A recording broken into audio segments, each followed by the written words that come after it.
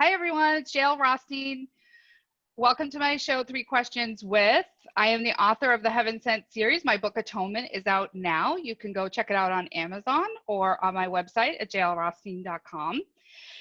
Thanks for watching today. I'm very excited to have Elisa Peacock with us today. Welcome, Elisa. Hello, nice to see you. Always good to see you. Always good to see a fellow author. So you are a teacher and children's author of the book, The Bum That Barked. So for everybody that's watching, go check that out on Amazon as well, or go check out your feed at Elisa Peacock on Twitter, which is where we met.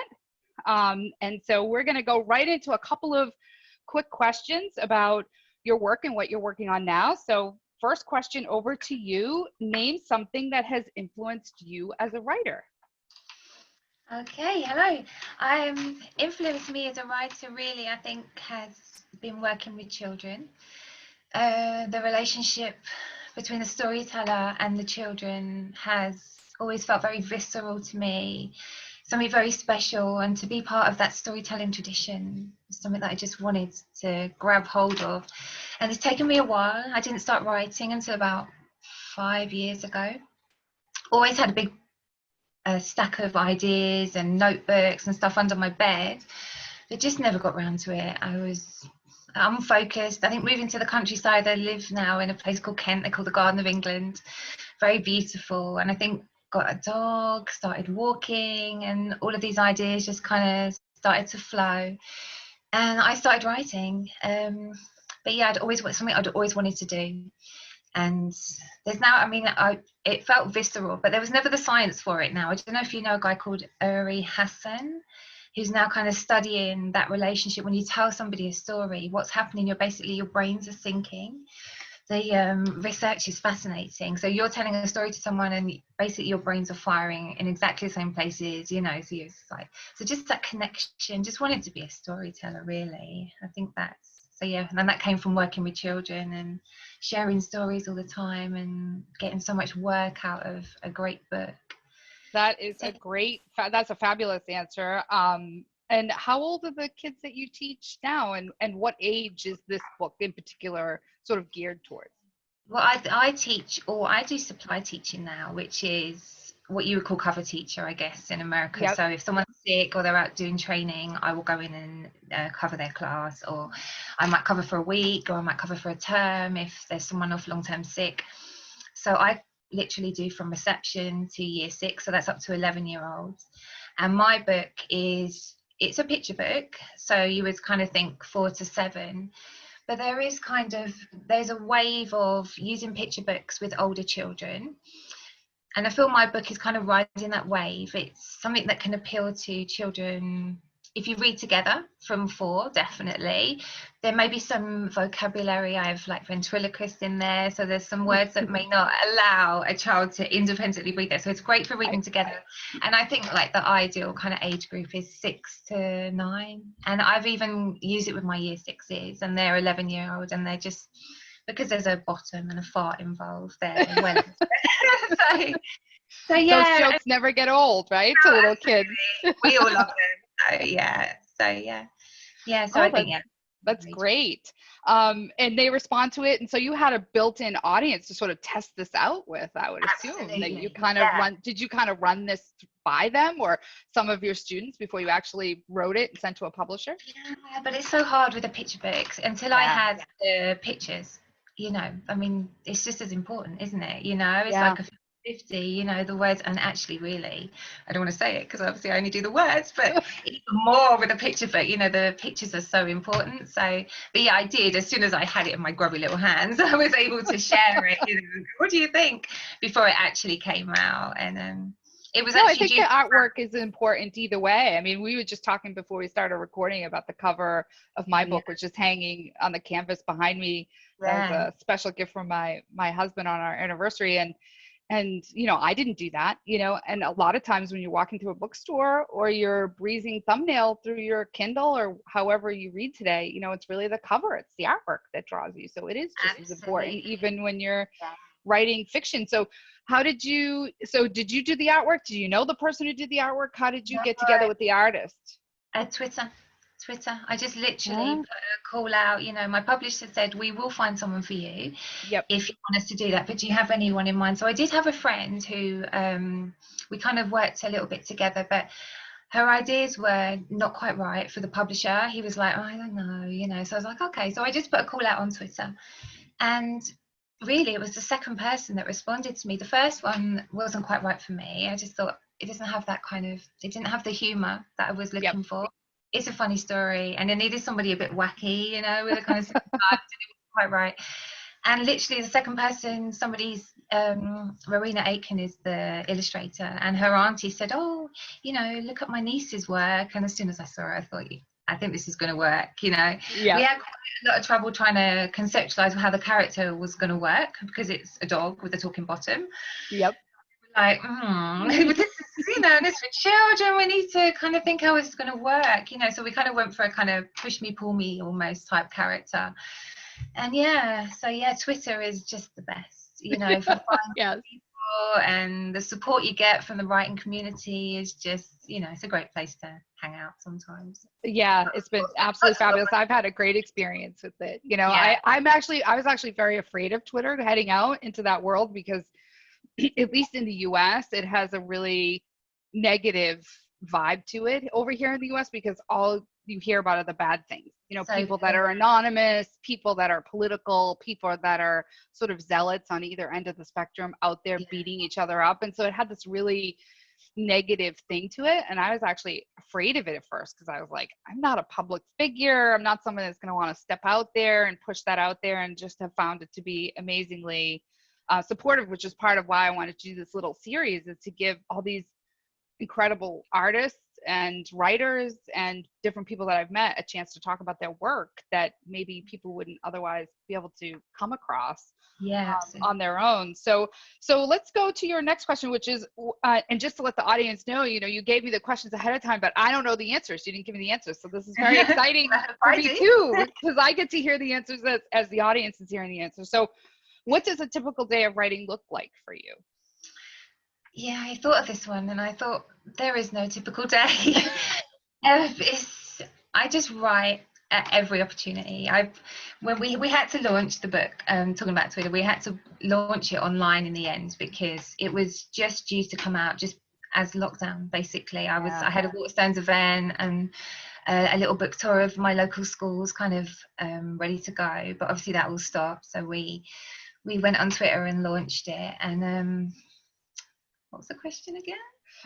So what does a typical day look like? Which it sounds like there is no typical day. Yeah, there is no typical day. So lockdown has been great in many ways for me, because it's allowed me to write, to get up every day and write.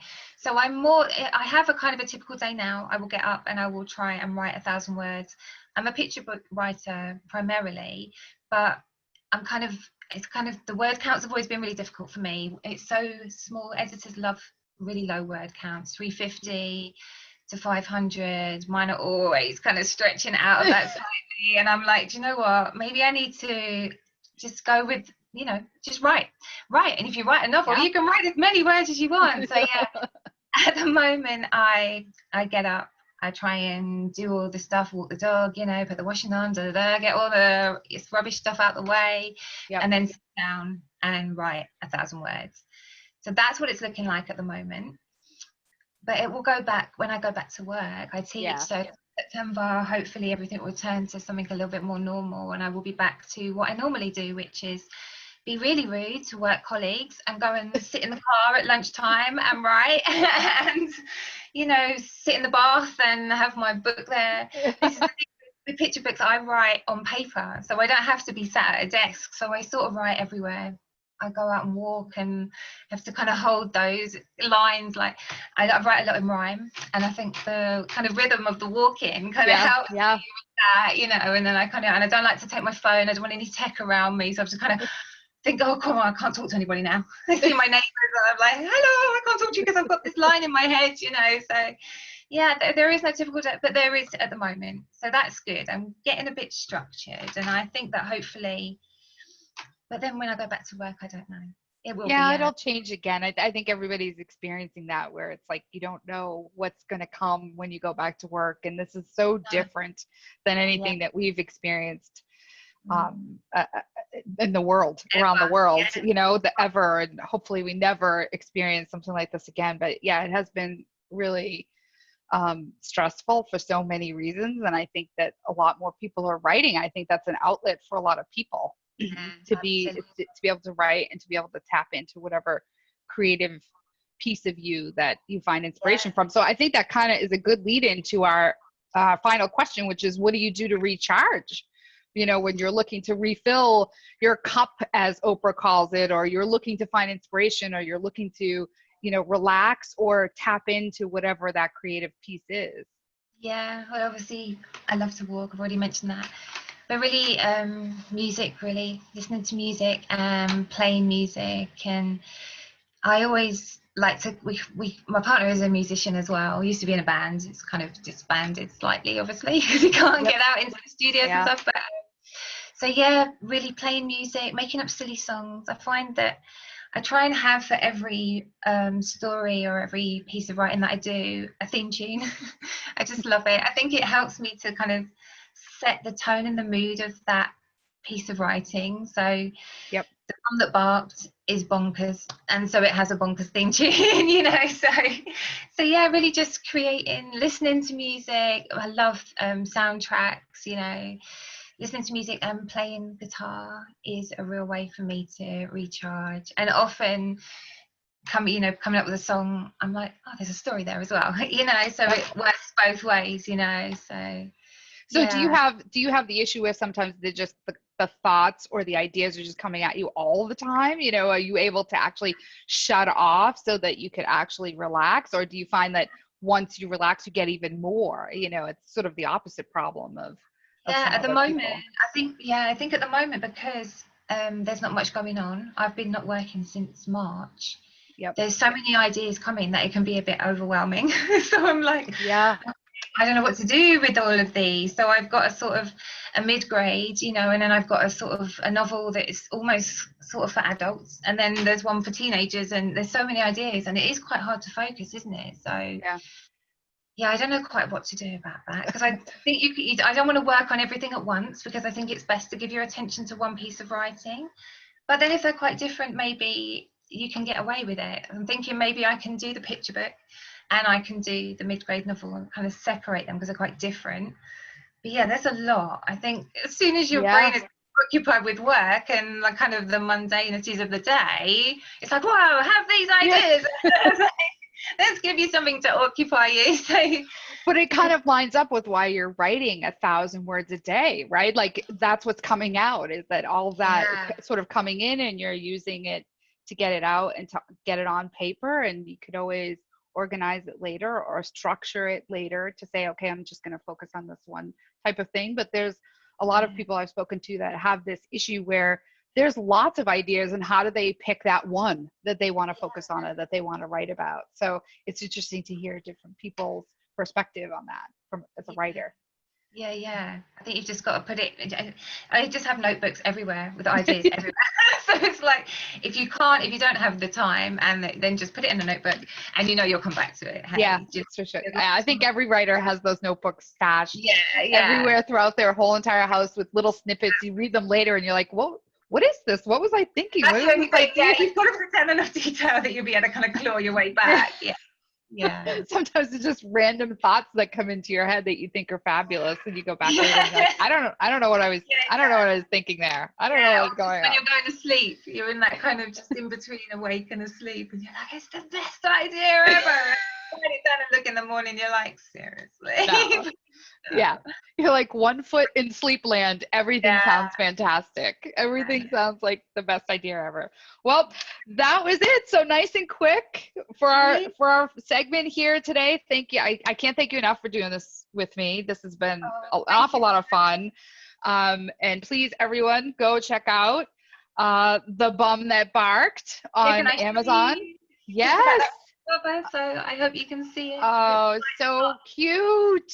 Yeah, I think That it's is I a think great Marina's cover. done an amazing job. Yeah, it really stands out. I like Yeah. the fart coming out. Yeah. I love the sunglasses, the like little stars. Yeah, we based a little bit on Elton John there, so yeah. Showing my age. Probably should have chosen someone a bit more up to date. No, Yeah. Elton John is fantastic. We love Elton John. So, Yeah. but anyway, thank you for joining me. I really appreciate Thank it. you. We'll get this video up there as soon as possible. And I hope everybody goes and checks out the books and checks out your author page. So have a fantastic week. And I'm sure I'll talk to you today on Twitter. Yeah, I hope so. Bye. Thank you very much, my lovely. Goodbye.